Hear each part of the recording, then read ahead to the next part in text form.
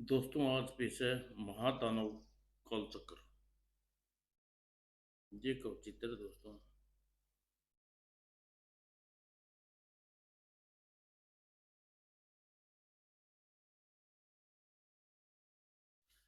रायगढ़ के राजमहल में के कक्ष में सोमदस सोमेश्वर उदास बैठा हुआ था कि तभी गायत्री देवी ने प्रवेश किया। संध्या के दुर्मुठे में अपने पुत्र को उदास बैठा देख चौंक पड़ी। बेटे, सोमवर सोम सोमेश्वर, क्या बात है? इस सुहाने मौसम में इस तरह प्रकार उदास क्यों बैठी हो? महल के उद्यान में जाकर अपना जी बहलाओ। जाकर देखो, वसंत ऋतु का आगमन पर पेड़ किस प्रकार हरियाली से भर उठे हैं। माँ की आवाज सुनकर सोमेश्वर का ध्यान भंग हो गया। वह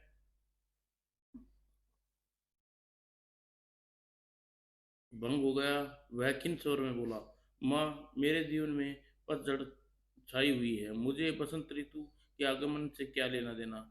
मैं एकांत में खुश हूँ।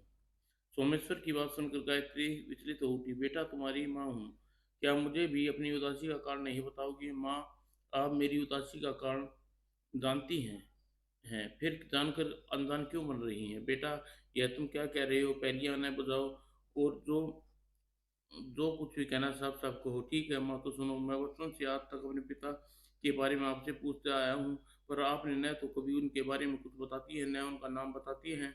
इसकी वजह क्या है? ओह, तो तुम इसलिए उदास बैठे हो? हाँ माँ, अपने पिता के बारे में सब कुछ जानना चाहता हूँ। मेरी सौगंध, आप मुझे पिता का नाम बताकर मेरी जिज्ञासा शांत कर दीजिए। सोमेश्वर की बात सुनकर गायत्री देवी ठंडी सांस खींची और बोली, बेटा, तुमने मुझसे अपनी सौगंध देकर अच्छा नहीं किया। तुम सौगंध देकर तुमने 20 वर्ष पहले घटी दुर्घटना याद दिलाकर मेरे दिल को ताजा कर दी है। मैं तुम्हारी सौगंध का लाज रखती हूँ, तो सारी बात बताती हूँ। कहकर गायत्री देवी कुछ देर वो चुप रही। ऐसा लग रहा था जैसे 20 वर्ष पहले की सारी घटना सुनाने की हिम्मत जुटा रही हो। कुछ क्षणोपरांत उन्होंने कहना आरंभ किया, बेटा सोमेश्वर, यह घटना उन दिनों की है जब तुम्हारा जन्म भी नहीं हुआ था। तुम्हारे पिता राजा राजेश्वर देव कमाल कामाक्षीपुर के राजा करते थे। वह बहुत ही दयालु और प्रजा वत्सल थे। एक दिन, आज हमारी रानी बहुत प्रसन्न दिखाई दे रही है। क्या बात है? विशेष बात है? हाँ महाराज, आज आपको शुभ सूचना देने वाली हूँ जिसे सुनकर आप झूम उठेंगे। मेरी बात सुनकर तुरंत तुम्हारे पिता व्यवस्था भरे स्वर में बोला, अगर सूचना ऐसी है तो रानी जल्दी ही हमें वह सूचना दे डालो। हमारा धैर्य की परीक्षा न लो। तुम्हारे पिता अकुलता देखकर मैं खिलखिलाकर हंस पड़ी। फिर उसके कान में पास मुंह डाल ले जाकर बोली, महाराज, वह शुभ सूचना है कि आप सिर्फ ही पिता बनने वाले हैं। मेरी बात सुनकर तुम्हारे पिताजी प्रशंसा से उछल बोले, क्या सच तुम रानी, हम पिता बनने वाले हैं? हाँ महाराज, यह सच है कि आप पिता बनने वाले हैं। दूसरे दिन सारे कामाक्षीपुर में यह सूचना विद्युत वेग की तरह फैल गई कि मैं गर्भवती हूँ। सूचना को फैलते ही सारे राज्य में खुशियां मनाई गई। लेकिन उधर राजमहल में रानी, अगर हमारे पुत्र उत्पन्न हुआ तो उसका नाम सोमेश्वर रखेंगे, और अगर पुत्री हुई तो उसका नाम सोमेश्वरी रखेंगे। रानी, आपकी प्रथम संतान उत्पन्न होने पर हम बहुत भव्य और विशाल आयोजन करेंगे और उस आसपास के सभी राज्यों और राजाओं को आमंत्रित करेंगे। यह तो होना ही चाहिए महाराज।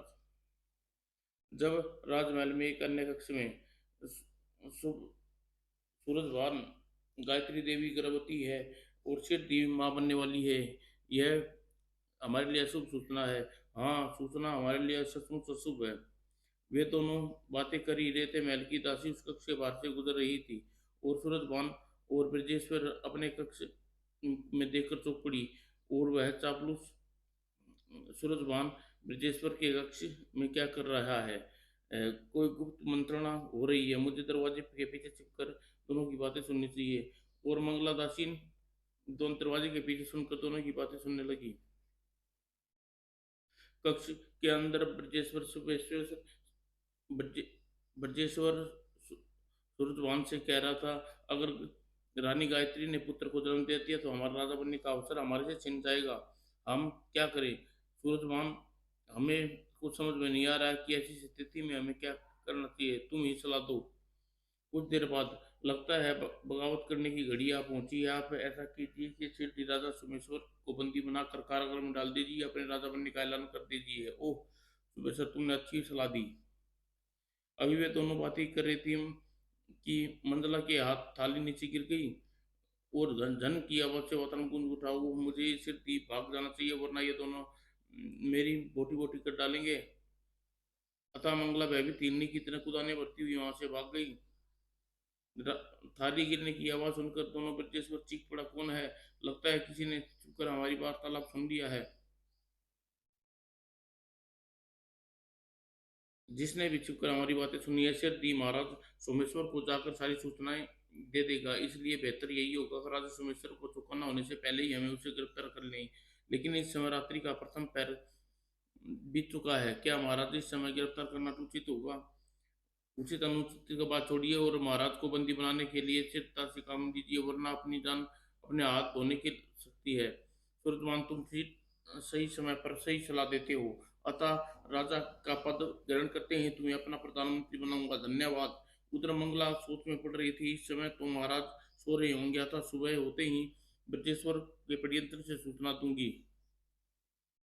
और जब ब्रजेश्वर रात्रि में कुछ सैनिकों के साथ तुम्हारे पिता के राजकक्ष में प्रवेश किया, शयन कक्ष में कुछ लोग की आठ पाकर तुम्हारे पिता की आंखें खुल गई और चिल्लाकर बोले, कौन हो? राजकक्ष में कोई अपित्रित नहीं हूँ, तुम्हारा छोटा भाई ब्रजेश्वर हूँ। उठो, तुम्हारी हथकड़ी पहनाने के लिए तैयार हो जाओ।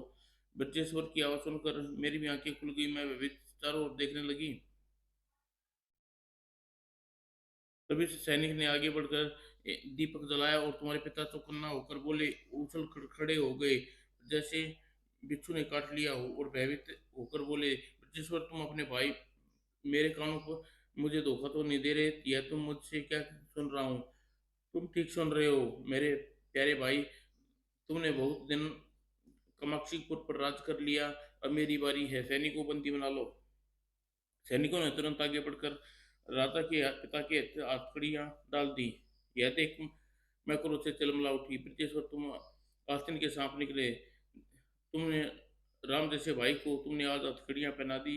भगवान तुम्हें एक दिन इसकी सजा अवश्य देगा। भाभी, आज से कामाक्षीपुर का राजा हूँ, भगवान से नहीं डरता।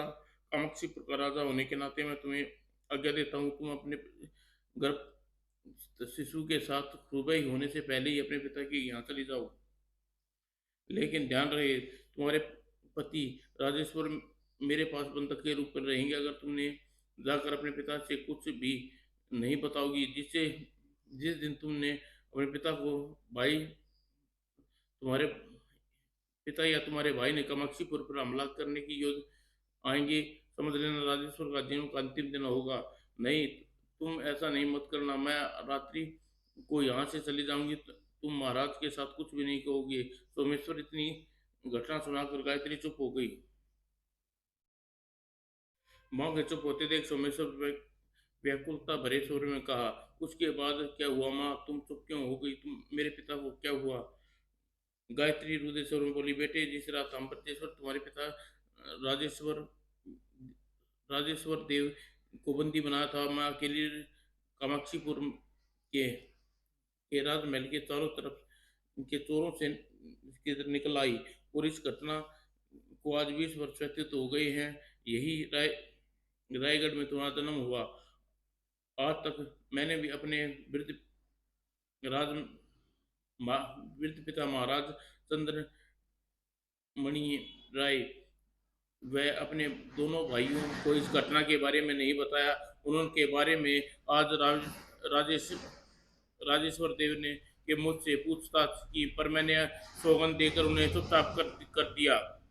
लेकिन आज तुम्हारी सौगंध की वजह से मैं तुम्हें सारी बात बताती पड़ी। अब तुम अब तुम जान गए हो कि तुम्हारे पिता कौन है और किस परिस्थितियों में बंदी गृह में पड़े हैं। तो तुम्हारा भी कर्तव्य बनता है कि अपने पिता को बंदी गृह छुड़ा कर उसे कामाक्षीपुर का राज सिंहासन आसीन करो। माँ, मुझे यह जानकर अत्यंत दुख हुआ कि मेरे पिताजी राजेश्वर मेरे कुरु चाचा ब्रजेश्वर देव का अपनी तरह का शिकार हुए, पर मैं तुम्हारी सौगंध खाकर कहता हूँ कि आज से 20 वर्ष पहले जो ब्रजेश्वर ने बगावत की आंधी कामाक्षीपुर में चलाई थी, उसका बदला उसी नीच से अवश्य लेकर रहूंगा।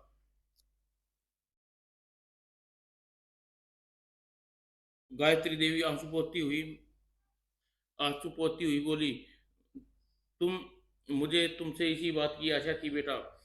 जाओ, मेरे साथ आओ, मैं तुम्हें राजा राजेश्वर की सबसे प्रिय वस्तु देती हूँ, जो हर संकट में तुम्हारी सहायता करेगी। चलिए माँ।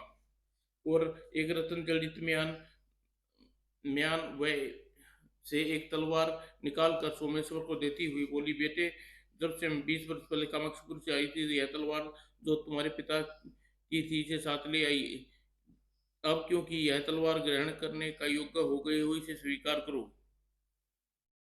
माँ से तलवार लेने के पश्चात सोमेश्वर बोला, माँ, मैं कल ही कामेश्वरपुर जाता हूँ और अपने पिता को सिर से बंदी से ग्रह से स्वतंत्र करवाता हूँ करवा सकूँ। ठीक है बेटा, अब तुम आराम करो। दूसरे दिन, माँ, मुझे आशीर्वाद दीजिए ताकि अपने कार्य में सफल होकर लौटूं। बेटा, जाओ बेटा, जाकर अपने पिता को आजाद करा लो, अपना कर्तव्य निभाओ। लेकिन ध्यान रहे, तुम शेर की माद में जा रहे हो, अपना ध्यान रखना। ब्रजेश्वर बहुत ही शातिर चालाक आदमी है, आप फिक्र ना मत करिए माँ, माँ बच्चा नहीं हूँ। और सोमेश्वर अपनी माँ से आशीर्वाद लेकर कामाक्षीपुर की ओर चल दिया है। क्या मैंने सोमेश्वर को कामाक्षीपुर भेजकर ठीक किया? सोती हुई गायत्री भरी मन से राजमहल के अंदर चली गई और कई दिन लगातार चलने के पश्चात सोमेश्वर कामाक्षीपुर राजमहल के मुख्य द्वार पर पहुंचा। इसी राजमहल में कारागार में मेरे पिता बंदी हैं, न जाने किस दशा में होंगे। द्वार पर खड़ द्वार पर खड़े द्वारपाल से उसके घोड़े से उतरकर कहा, महाराज ब्रजेश्वर से जाकर कहना, रायगढ़ से एक युवक उनसे भेंट करना चाहता है। द्वारपाल राज दरबार में चला गया। राजा ब्रजेश्वर से बोला, महाराज की जय हो, रायगढ़ से एक युवक आपसे भेंट करने के लिए मुख्य द्वार पर खड़ा है। महाराज, रायगढ़ से कौन आया है हमसे भेंट करना चाहता है? कौन है? कौन हो सकता है? काफी देर सोचने के बाद भी कुछ समझ में नहीं आया तो राजा ब्रजेश्वर ने पास बैठे प्रधानमंत्री सूर्य भान से मंत्रणा की। रायगढ़ से हमसे मिलने कौन आ सकता है? सूर्यभान, महाराज, शायद रायगढ़ से तो बड़े भाई सामेश्वर की ससुराल है। हाँ, हो सकता है गायत्री ने अपने कोई दूत भेजा हो। लेकिन 20 वर्ष के अंतराल में गायत्री दूत भेजने की बात मेरी समझ में नहीं आई सूरजभान। तब महाराज आप ऐसा कीजिए, रायगढ़ से आई यू को एकांत में वार्तालाप कीजिए। सूरजवान, तुमने हमारी कोई बात छिपी नहीं है, अतः तुम हमारे साथ चलोगे। जो आज्ञा महाराज।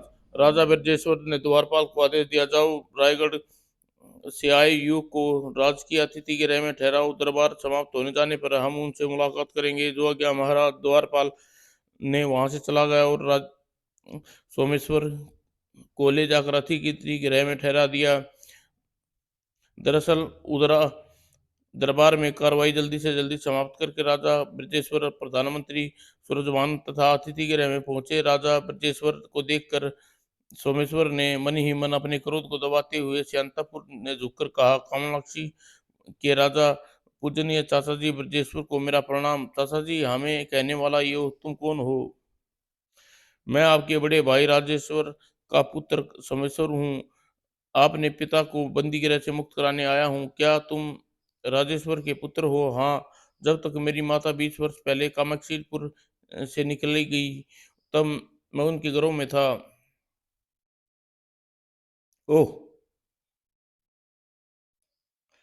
और सोमेश्वर ने आगे कहा, आप मेरी माँ ने मुझे बता दिया कि आपने 20 वर्ष पूर्व मेरे पिता को कैद में डाल दिया था, उसकी जगह स्वयं राजा बन बैठे। जब मैं उसका पुत्र सोमेश्वर बड़ा हो गया हूँ, अतः अपना राज और राजमहल अब से वापस चाहता हूँ। वह चीटी के ऊपर निकलने लगे। सूरजवान चुपचाप आगे बैठा तभी उससे मन ही मन दोनों की वार्तालाप सुन रहा था। ब्रजेश्वर की बात काटते हुए बोला, नहीं महाराज, आप सोमेश्वर को चीटी कह कर ठीक नहीं कर रहे। वह आपका भतीजा है, हमारे न्याय की आशा लेकर आपके पास आया है। यह तुम क्या कह रहे हो सूरजभान?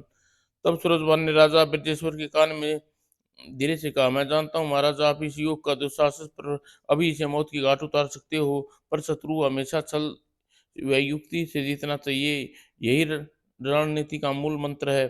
सूरजभान जी, जो भी कहना चाहते हो साफ साफ कहो। और सूरजभान ने धीरे से ब्रजेश्वर के कान में कहा, जी, जिसे सुनकर ब्रजेश्वर का चेहरा खिल गया और मुस्कुराता हुआ सोमेश्वर से बोला, ठीक है बेटा, मैं तुम्हें इस राज्य सौंपने के लिए तैयार हूँ। तुम्हारे भाई के इकलौते पुत्र हो, इसलिए मेरी आंखों के तारे हो। 20 वर्ष पहले तुम्हारे पिता के साथ जो कुछ भी मैंने किया वह अनुचित था, अतः प्र- प्राचित के स्वरूप में यह राज्य तुम्हें सौंपने के लिए तैयार हूँ।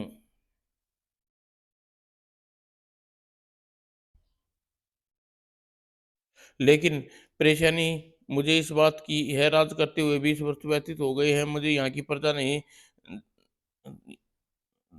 व्यतीत हो गए हैं, यहाँ की प्रजा तुम्हें नहीं जानती। यदि उन लोगों से कहूँ कि तुम राजेश्वर के बेटे हो, तब भी वे तुम्हें राजा बनने के पहले योग्यता और वीरता का सबूत चाहते हैं। मुझे राजगद्दी त्यागने में कोई इनकार नहीं है। क्या तुम अपनी परीक्षा देना चाहोगे?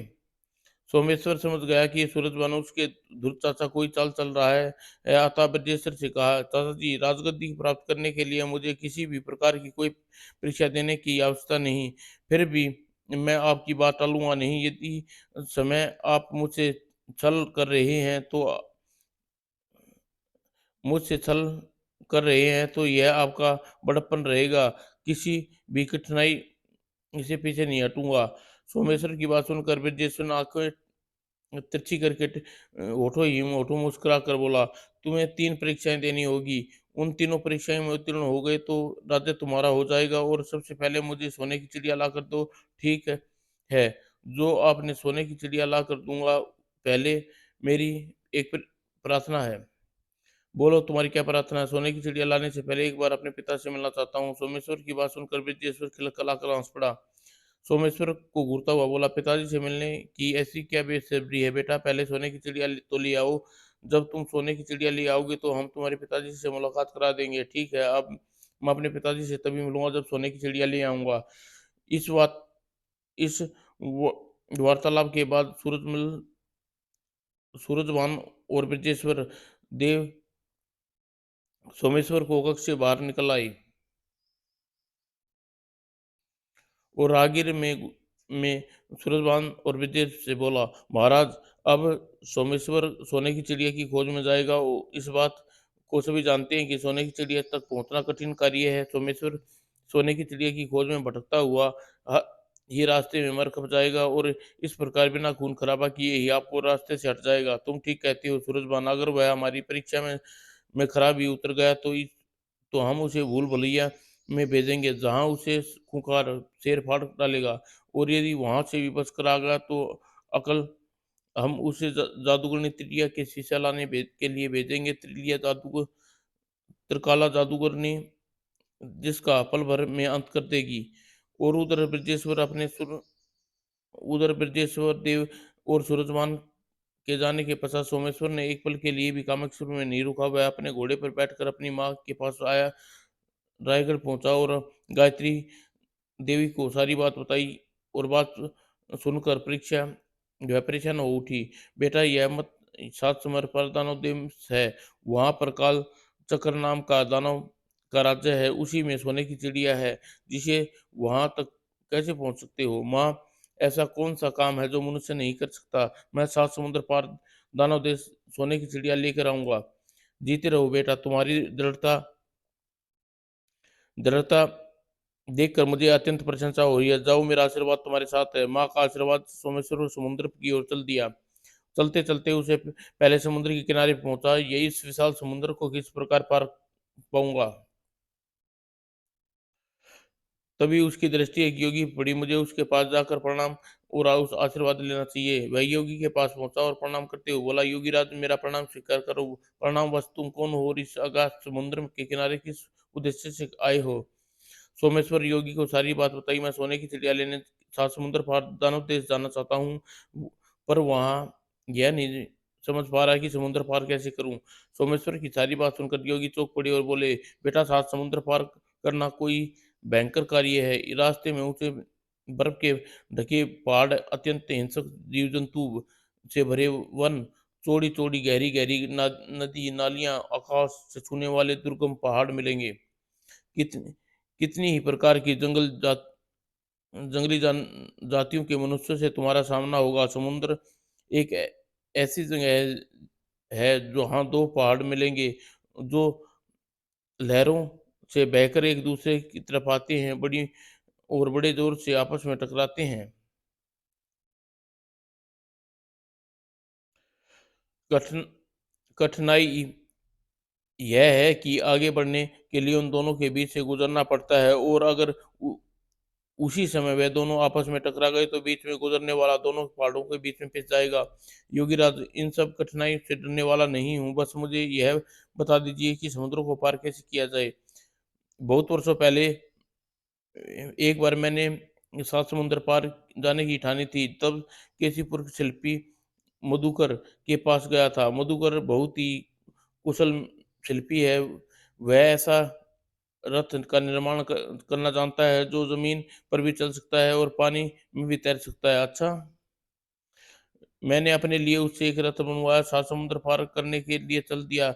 रास्ते में पड़ने वाली भयानक कठिनाइयों को से घबरा कर मैं आधे रास्ते से ही वापस लौट आया। ठीक है योगीराज, मैं अभी शिल्पी मधुकर के पास जाकर आप अपने लिए रथ बनवाता हूँ। योगीराज को पुनः प्रणाम कर केशवपुर की ओर चल दिया। केशवपुर में पहुंचकर वह पूछता पूछता मधुकर शिल्पी के पास पहुंचा। बूढ़े बाबा, क्या मैं आपसे मुझे रथ बनाकर दे सकते हो जो जमीन पर भी चल सकता है और पानी में भी तैर सकता है? बेटा, अब मैं बहुत बूढ़ा हो गया हूँ, मेरे हाथ पैर काम करने कांपने लगे हैं, खेद है मैं तुम्हारा काम नहीं कर पाऊंगा।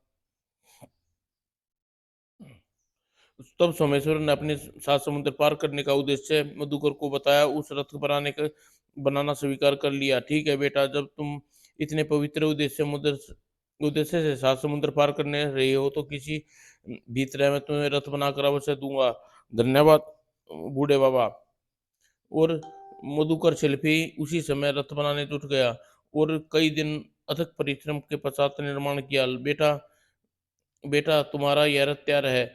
ओह बाबा, आप किस तरह शुक्रिया अदा करूं? सोमेश्वर मधुकर शिल्पी को उचित दंड दिया और फिर रथ में सवार होकर अपनी यात्रा पर निकल गया।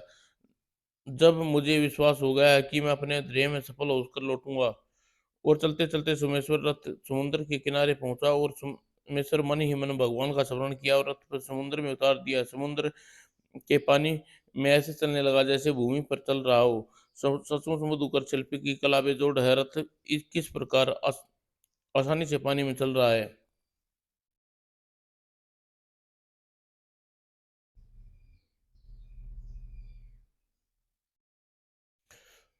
सोमेश्वर रथ समुद्र से पानी में चलते हुए कई दिन बीत गए। एक दिन पहले पहला समुद्र पार किया और रथ द्वीप पर आकर रुका, नीचे उतर गया।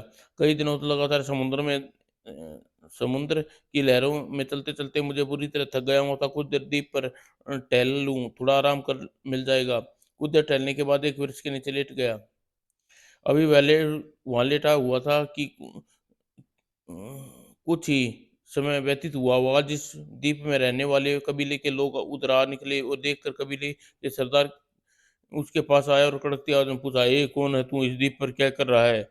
मैं सात समुद्र को यात्रा करने पर निकला हूँ, कुछ देर पहले टहलने और थकान दूर करने रहा हूँ। उसकी बात सुनकर कबीले के लोग फुसफुसाहट होने लगी। कुछ देर कबीले के सरदार सोमेश्वर बोला, इस द्वीप से होकर गुजरने वाली यात्री को हमारे साथ मल्ल युद्ध करना पड़ेगा। अगर वह हमारे से जीत जाता है तो आगे का सफर पर चला जाता है, वरना यहीं से वापस लौटना पड़ता है। अतः तुम हमसे मल्ल युद्ध करना पड़ेगा। ओह, इस मोटी से मल्ल युद्ध करना पड़ेगा? सोमेश्वर सोच कर कबीले के सरदार से कहा, ठीक है, मैं आपसे मल्ल युद्ध करने के लिए तैयार हूँ, तो उतारो अपने वस्त्र, तैयारी करो। सोमेश्वर ने अपने वस्त्र उतार लिए और रथ पर रख दिए और कबीले के सरदार से अपने वस्त्र उतार कर कबीले वाले को दे दिए और फिर दोनों एक दूसरे से भिड़ गए। कबीले का सरदार बूढ़ा था, सोमेश्वर युवक था। कुछ ही देर में कबीले का सरदार पर भारी पड़ने लगा और फिर उसने सरदार के गले में एक बांह डाली और फिर फटकारा लगाकर तगड़ी पटखनी लगा दी और सरदार को पटखनी खाते ही कबीले के लोगों ने क्रोध से भाले सरोवर पर तान लिए।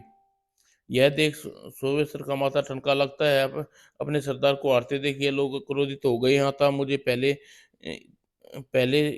कि ये लोग मुझ पर हमला करें, मुझे यहाँ से भाग जाना चाहिए। अगले ही पल सोमेश्वर ने नीचे पड़े सरदार से ऊपर से उठा और तेजी से रथ की ओर भाग लिया। यह देखकर कबीले के लोग हल्ला हल्ला मचाते हुए उसके पीछे भागे। पकड़ो पकड़ो, भागो भागो भागो, पकड़ो भागो। अचानक भागते हुए सोमेश्वर अचानक पलटा और कबीले के एक आदमी का भाला छीन लिया और भागकर वो अपने रथ पर चढ़ा और अगले फिर अपना रथ समुद्र की ओर दौड़ा दिया। कुछ देर बाद उसका रथ समुद्र की लहरों पर चल रहा था और चैन की सांस ली। हे भगवान, मैं बल बल बचा, वरना कबीले के लोग मेरी बोटी बोटी नोच डालते। और लेकिन कुछ ही देर चलता रहा। एक विशाल मछली समुद्र में प्रकट हुई और रथ की ओर लपकी। इस विशाल मछली को अपनी तरफ लपकते देख उसके हाथ पांव फूल गए। अतः उसने आओ देखा ताओ और अपना भाला उठाया और निशाना बांधकर मछली के मुख की ओर फेंका। भाला मछली के मुख में फंस गया और उसके मुंह से खून का फव्वारा छूटने लगा। कुछ देर में समुद्र की लहरों पर तड़पने लगी। बाद में मछली ने प्राण त्याग दिए और सोमेश्वर ने चैन की सांस लेकर पुनः आगे बढ़ गया। जैसे तैसे उसने दूसरा समंदर भी पार कर लिया। समुद्र के किनारे एक द्वीप था। उस द्वीप उसे पेड़ के नीचे चलकर थोड़ी देर विश्राम करना चाहिए और दूसरे द्वीप में सोमेश्वर के पेड़ की ओर बढ़ गया। काफी ठंडी हवा चल रही है और लेटते ही फौरन नींद आ गई। तभी वहां सोए हुए कुछ समय बीता था कि वहां रहने वाली एक स्त्री ने जगाया, हे आदमी उठो, और चिल्लाने लगी। उसके चिल्लाने पर सोमेश्वर हड़बड़ाकर उठ गया और वो चक्कासा स्त्री की ओर देखने लगा। यह देखकर रानी जैसी रानी जैसी स्त्री कड़क स्वर में कहा, तुम्हारे तुम्हारी इस द्वीप में आने की हिम्मत कैसे हुई, क्या मतलब? सोमेश्वर ने चौंकते हुए उस कुरूप स्त्री से बोला, इस द्वीप पर महारानी महिलाओं का राज है। मैं इस द्वीप की रानी करकशा हूँ। इस द्वीप पर पुरुषों का प्रवेश वर्जित है। इस द्वीप पर उतरने की हिम्मत कैसे हो गई? ओह रानी साहिबा, मुझसे गलती हो गई, मुझे क्षमा कर दीजिए। अभी फौरन आपके द्वीप से चला जाता हूँ। कहने के साथ ही सोमेश्वर उल्ट कर खड़ा हो गया और रथ की ओर चलने लगा। तभी रानी कर्कश आवाज ने गूंजी, रुक जाओ। रुकने का आदेश सुनकर सोमेश्वर ठिठक कर रुक गया। रानी कर्कशा बोली, जब इस द्वीप पर आ ही गए हो तो तुम ऐसे वापस नहीं जाने दूंगी। हमसे विवाह करना पड़ेगा। इतना कुरूप स्त्री और मेरी पत्नी नहीं नहीं, असंभव है। तुरंत ही मन की भावनाओं को काबू पाकर वह बोला, तुम मुझसे विवाह करने की बड़ी खुशी होगी। मैं समुद्र किनारे खड़ी अपने रथ से में रखी हुई स्वर्ण की अंगूठी लिया कर वापस आता हूँ। वापस आकर तुम्हारी उंगली में डाल पहनाता हूँ, तुम्हारा संबंध पक्का हो जाएगा। जाओ जल्दी अंगूठी ले आओ, हम यही तुम्हारी प्रतीक्षा कर रहे हैं। सोमेश्वरन जल्दी ही अपने रथ के पास पहुंचा और उस पर चढ़कर शीघ्रता से रथ समुद्र की ओर उतार दिया और यह देख रानी कर्कशा चिल्लाती हुई समुद्र की तट की ओर भागी। यह क्या, तुम तो धोखा देकर भाग रहे हो, तुम मुझसे विवाह करना है। और सोमेश्वर एक पल के लिए गर्दन मोड़ी और उत्साह भरे स्वर में बोला, अब कभी दर्पण में अपना चेहरा देखो, तुम जैसी क्रूप स्त्री से कौन विवाह करेगा? इतना कहकर उसने गर्दन मोड़ ली और रथ तेजी से आगे बढ़ा दिया।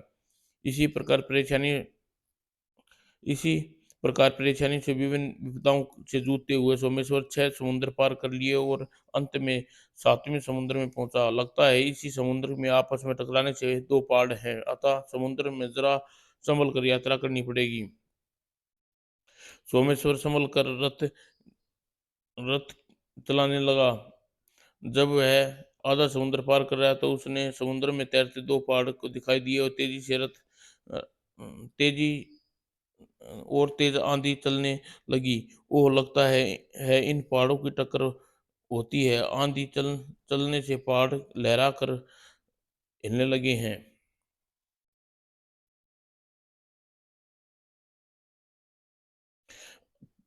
तभी वह सोच ही रहा था कि अचानक लहरों से उछलते हुए दोनों पहाड़ एक दूसरे से टकराए और टकराने से दिल दहला देने वाली भयानक गर्जना हुई। टकराने के पश्चात दोनों पहाड़ विपरीत दिशा में बढ़ने लगे और जब आंधी पूरी तरह शांत हो गई तो सोमेश्वर ने रथ उन पहाड़ों के बीच बीच वाले रास्ते में डाल दिया और सुकुशल पहाड़ के बीच से गुजर गया। इस प्रकार सातवां समुद्र पार कर लिया और दानव देश में प्रवेश किया। दानव देश में प्रवेश करने के उसने दानव उसे पकड़कर अपने राजा कालचक्र के पास ले गई। सात समुद्र पार करके हमारे दानव देश में प्रवेश करने वाले तुम दुस्साहसी हो, कौन हो और दानव देश में क्यों आए हो? सोमेश्वर ने विनीत स्वर में राजा कालचक्र से अपने आने का उद्देश्य सुनाकर कालचक्र चौंका। ओह, तो तुम हमारी जान से भी प्यारी सोने की चिड़िया लेने आए हो? जी महाराज। दानव देश कालचक्र कुछ सोच में हुए फिर कहा, हम तुम्हें एक शर्त पर सोने की चिड़िया दे सकते हैं। कौन सी शर्त महाराज? सोने की चिड़िया प्राप्त करने के लिए तुम्हें एक परीक्षा देनी होगी। तुम वह हल तुम्हें हल एक हल और 2 जंगली भैंसे से बांधकर खेत जोतना होगा। अगर और जोते हुए खेत में दानों के दांत होने होंगे। एक एक दांत से 10-10 दानव उत्पन्न होंगे। अगर वह दैत्य तुम्हें मार सके तो तुम सोने की चिड़िया प्राप्त करने का अधिकारी होगे। ओह! ब्रजेश्वर ने इस कालचक्र का अत्यंत कठिन परीक्षा की बात सामने रख दी है। खैर, कुछ भी हो, मुझे हर हाल में सोने की चिड़िया प्राप्त करनी है। सोमेश्वर को सोच में देख कालचक्र हंसता हुआ बोला, क्या बात है युवक, क्या परीक्षा की बात सुनकर तुम डर गए? नहीं महाराज, ऐसी कोई बात नहीं है, मैं परीक्षा देने के लिए तैयार हूँ। तो फिर ठीक है, आज से तीसरे दिन तुम्हारी यह परीक्षा देनी है ताकि तुम अतिथि बनकर रहोगे। जो आज्ञा महाराज। और फिर सोमेश्वर अतिथि गृह में ठहरा दिया गया और रात्रि होने पर कालचक्र स्वयं अतिथि गृह में सोमेश्वर से बोले, चलो युवक, हम तुम्हें नृत्य गान की महफिल में ले चलते हैं। जी महाराज। और राजा कालचक्र से सोमेश्वर को रंग महल भवन में ले आया, जहाँ सोमेश्वर ने मन इस बात से हैरान था कि कालचक्र उस पर इतना दयालु कैसे हो रहा है। लेकिन उसे क्या पता था कालचक्र सोने की चिड़िया की खोज में आए मनुष्यों को निर्दयता पूर्वक मरवा दिया करता था और सोमेश्वर को भी मारना की योजना बना चुका था। राजा कालचक्र सोमेश्वर को रंग महल में प्रवेश करने एक रूपवती नर्तकी को प्रवेश किया और नृत्य आरंभ कर दिया। और तभी एक सेवक ने आगे बढ़कर सोमेश्वर को कालचक्र ने मदिरा के गिलासों में मदिरा भर दी। राजा कालचक्र ने सोमेश्वर से कहा, यू गिलास उठाओ और खाली कर दो। राजा के आदेश पर सोमेश्वर ने मदिरा का गिलास उठा लिया और तभी वह मदिरा होठों पे लगाना ही चाहता था कि नाती नाती वह उसके पास आई और धीरे से बोली, मदिरा में विष मिला हुआ है, राजा तुम्हें मारना चाहता है। तुम्हें मदिरा का गिलास नियंत्रण की हुई हुई राख की चुटकी डाली है, जिसे विष के प्रभाव तुम्हें समाप्त हो जाएगा और तुम मदिरा पी लेना। क्या? पल भर में नृत्य की युक्ति राख सोमेश्वर के गिलास में डाल दी, फिर नृत्य न करते करते आगे वहां से वापस चली गई। नृत्य की बात सुनकर सोमेश्वर पल के लिए अचंभित सा रहा। ओह! कालचक्र इस प्रकार मुझे मारना चाहता था, लेकिन इस नर्तकी ने समय रहते ही सावधान क्यों किया? लगता है यह मेरी शुभचिंतक है, नर्तकी की बातों पर विश्वास करना होगा। और तब सोमेश्वर मदिरा का गिलास अपने होठों पर लगा लिया और गट गट गट गट मदिरा सा एक ही सांस में पी गया। कुछ ही देर बाद तड़प तड़प कर युग की जान दे देगा। इस प्रकार अन्य युग की तरह यह भी अंत हो जाएगा। और कुछ देर बाद नृत्य की अपना नृत्य समाप्त करके वहां से चली गई। सोमेश्वर विष का प्रभाव न होता देख कालचक्र अचंभित था। वो मेरा विष भरी मदिरा का भी इस पर कोई प्रभाव नहीं हुआ। अगर नृत्य की मदिरा में चुटकी भर राख न डालती तो आज निश्चित ही मेरा मुंह मौत के मुंह में चला जाता। तब तभी कालचक्र खिसखिसाया सा सोमेश्वर से बोला, आज से 3 दिन पश्चात परीक्षा है। मुलाकात होगी। तुम अतिथि के में रहो। जो आज्ञा महाराज। राजा कालचक्र राजमहल में चला गया और सोमेश्वर अतिथि गृह में चला गया और मन ही मन सोचने लगा, मुझे यहाँ से संभल संभल कर कदम रखना पड़ेगा। यहाँ कालचक्र अपना जाल बिछाए बैठा हो और दुविधा में सोचता विचारता शयन कक्ष में लेटा। फिर रात्रि के किसी पहर उसकी नींद लगी। सुबह होने पर सोमेश्वर नित्य क्रिया से निवृत्त होकर राजमहल और नगर घूमने लगा के लिए चल दिया। अभी वह कुछ ही दूर चला था, रथ पास आकर रुका और पर्दा हटाकर एक महिला बोली, सुनिए। वो सोमेश्वर ने पलटा और उसकी उधर देखकर देखता हुआ चौंका। वह युवक, मैं तुम्हें कुछ महत्वपूर्ण बातें बताना चाहती हूँ। यहाँ से कुछ दूरी पर नील नदी में सीधे वहां पहुंच जाओ। वहां एकांत में तुमसे बात करूंगी। इतना कहकर नृत्य की रथ का पर्दा गिरा लिया और आगे बढ़ गई। और सोमेश्वर आचार्य चिकित्सा अपने स्थान पर खड़ा रहा। मुझे किस प्रकार की बात करना चाहती है? मुझे नर्तकी के कहने पर नील नदी के किनारे जाना चाहिए या नहीं? कुछ सोचकर सोमेश्वर ने विचार विमर्श करने लगा। वहीं खड़ा रहा, फिर मन ही मन निश्चय कर नील नदी की ओर बढ़ने लगा।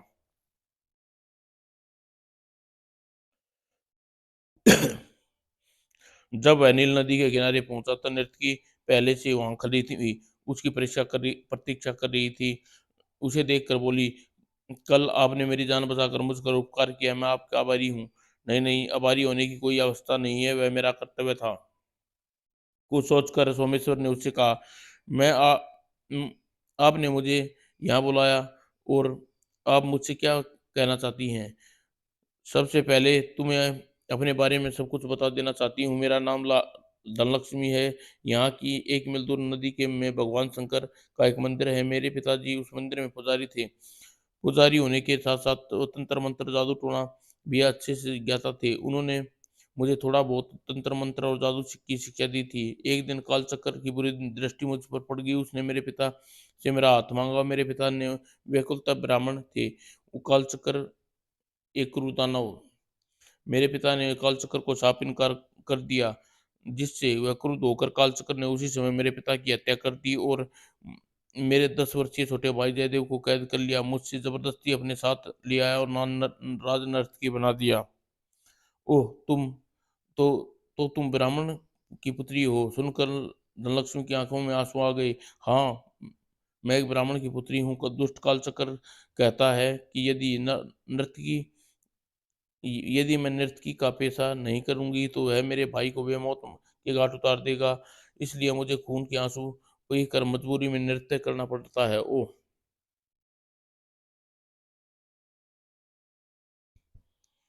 धनलक्ष्मी की दुख भरी कहानी सुनकर ब्रजेश्वर दुखी हो गया और कुछ देर सोचकर उसने धनलक्ष्मी से कहा, धनलक्ष्मी, कभी कभी अभी अभी तुमने कहा था तुम्हारे पिता को तंत्र मंत्र जादू की शिक्षा दी थी।